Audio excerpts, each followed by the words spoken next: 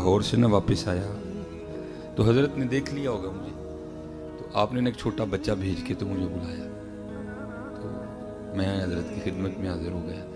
तो 1000 का नोट निकाल के ना मुझे पकड़ा के पहले, तो फिर बाद में कहते हैं मौलवी जी जे काम करिए तो साडा कर दोगे। मैं जनाब आप एक कहते 1000 कहो मैं 1000 कर देंगे। फरमाने लगे भैया मैं तो लाहौर जा नहीं सकता, तो तुम ज़रा लाहौर जाते रहते हो। तो ये लाहौर एक मज़ार है बाबा छतड़ी वाली सरकार, ठीक है। तो वहाँ एक मरजूब बुजुर्ग बैठे हैं, तो सर्दी बड़ी है, तो उनके पास कंबल नहीं है कोई भी, तो ये 1000 रखो और ये कंबल खरीद के ना ये तुमने मेरी तरफ से उन बुजुर्गों को तोहफा देना है। मैंने कहा ठीक है। और हजरत ये ना समझना कि उनका नाम ही बाबा छतड़ी वाली सरकार थी, नहीं, उनका नाम मोहम्मद था, सैयद बुजुर्ग थे। लेकिन हजरत ये भी एक रंग है। बुल्ले शाह रहमतुल्लाहि तआला अलैह फरमाते ना, चल बुलिया उत्थे चलिए जिथे सारे अन्ने, ना को साड़ी जात पछाणे ना को सानू मन्ने। तो जो तो निकल सकता था ना वो तो निकल गया, तो जिसे नहीं ना निकला गया फिर उसने अपना नाम ही बदल दिया। इस कदर फना था, इस कदर हजरत फना थी, हमारा नाम ले ही कोई ना, नाम ही बदल दिए इन लोगों ने हजरत अपने। उनका नाम बाबा छतड़ी वाली सरकार नहीं, नाम उनका कुछ और था। तो क्योंकि हमारा वो रास्ता था, तो मैंने अर्ज की हुजूर काम हो जाएगा। खैर हम लाहौर आ गए, तो आपको पता है हजरत जी 1000 में नहीं आता कंबल कोई भी, ठीक है जी। तो लाहौर में ज़रा एक ऑप्शन मौजूद है लंडे का, कि वहाँ से बड़ी बड़ी कीमती चीज़ें भी जो है ना ज़रा थोड़ी सस्ती मिल जाती हैं। तो हम फिर चले गए, हमने वहाँ बहस करके अपने खान भाई से ना एक बड़ा गर्म सा कंबल 800 में ले लिया, 200 मैंने बचा लिए कि जब सियालकोट वापस जाऊंगा ना तो बाबा जी को जाके 200 दूंगा तो बड़े खुश होंगे। अब जब मदरसे में कंबल ले आए ना, बाद में दिल में ख्याल आया यार एक अल्लाह के दोस्त ने लेना है, पता नहीं नजासत गलीज़ा है खफीफ़ा है क्या है।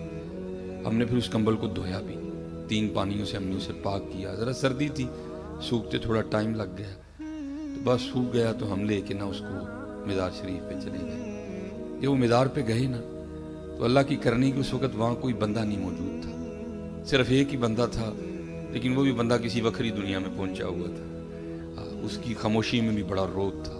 तो इतनी हिम्मत नहीं हुई कि उससे पूछूं कि हजरत आप ही मजजूब हैं, लेकिन उसकी खामोशी भी कह रही थी कि हाँ मैं ही मजजूब हूँ। लेकिन फिर भी दिल में ख्याल आया नहीं भाई ये वसवसा भी तो हो सकता है ना, चलो किसी से पूछते, बंदा ही कोई ना मिले हमें। खैर जब काफ़ी वक्त गुजर गया ना, मगरिब की नमाज का वक्त करीब आ गया, हमने मदरसे पहुँचना था, तो फिर मैंने कहा ठीक है भाई जो है सो है। मैंने इस तरह करके ना कंबल उनके कंधों पे डाला, तो जाग रहे थे लेकिन बोले नहीं। ओ भाई तू कौन है, ये क्यों मेरे कंधों पे तू कंबल दे रहे है, नहीं बोले। फिर मैंने कंबल इस तरह भी कर दिया, वो फिर भी नहीं बोले है कि तू कौन है, क्यों कंबल दे रहा है मुझ पे। लेकिन जब मैं तसल्ली करके जाने लगा ना तो फिर बाबा हरकत में आया और उसने पीछे से मेरी कमीज पकड़ ली। जब उन्होंने कमीज पकड़ी तो मैं भी रुक गया, और मैंने मुड़ के ना उनकी जानिब देखा तो फिर मुझे मुखातिब करके कहते हैं मौलवी जी कंबल तो दे चले हो, जो 200 बचिया वो भी तो दे के जाओ ना। कंबल तो दे चले हो, जो 200 बचिया वो भी तो दे के जाओ ना। ओए होए हजरत उसने मेरे पैरों के नीचे से जमीन निकाल दी। मेरा पहला झटका था कि मैंने 11 kV को हाथ डाला, उसने मेरे पैरों के नीचे से जमीन निकाल दी।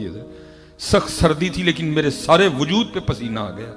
मैं घबरा गया यार ये बाबा क्या चीज़ है। वो 130 किलोमीटर का फासला है सियालकोट और लाहौर में, लेकिन लाहौर में बैठे भी इसे पता है कि कंबल का 1000 दिया गया है। इसको यहां बैठे भी पता है कि कंबल 800 में खरीदा गया है। इसको यहां बैठे भी पता है कि 200 बच गया जो इसकी जेब में है। तो फिर उस दिन मैं सीख के आया था, चाहे तो इशारों से अपनी काया ही पलट दें दुनिया की, ये शान है खिदमतगारों की, सरकार का अलम क्या होगा है।